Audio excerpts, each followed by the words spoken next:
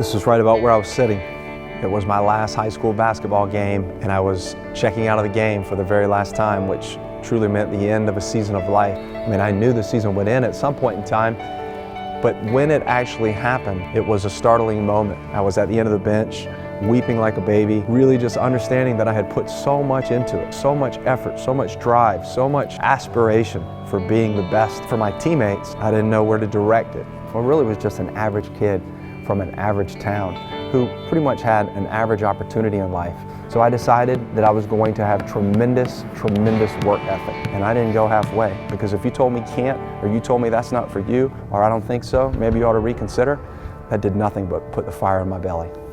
There's nothing I love more than an empty gym, because an empty gym is nothing but untapped potential. It's not about what the person next to you is doing, it's about ringing the bell for yourself and making sure that you're not leaving anything on the table. Sometimes we make up these stories in our heads about what we can and can't do. The most exciting thing about our frequency of belief is that we have the opportunity to choose it. I can leave some potential on the table, or I can swing for the fence.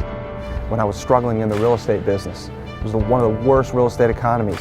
I had a nice pair of dress shoes, and I started to notice that there was a hole tearing in the bottom of them. But as that hole got bigger, and as the socks started to tear every day that I would wear them, every time I felt the pavement, I knew I had to keep going. And while nobody else could tell that I was struggling, I could feel it in my heart, and it kept me going, and I didn't quit. And one day I walked into a real estate meeting just at the moment where I thought that I had had enough.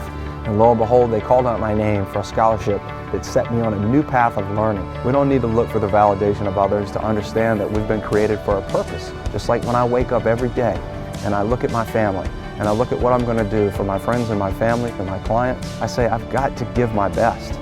You're going to either reach your full potential or you're going to leave something on the table. And there's no reason why any of us shouldn't strive to become the best versions of ourselves, because we get one life experience. And it's just not interesting to me not to maximize my full potential. Hustle. Hustle forever.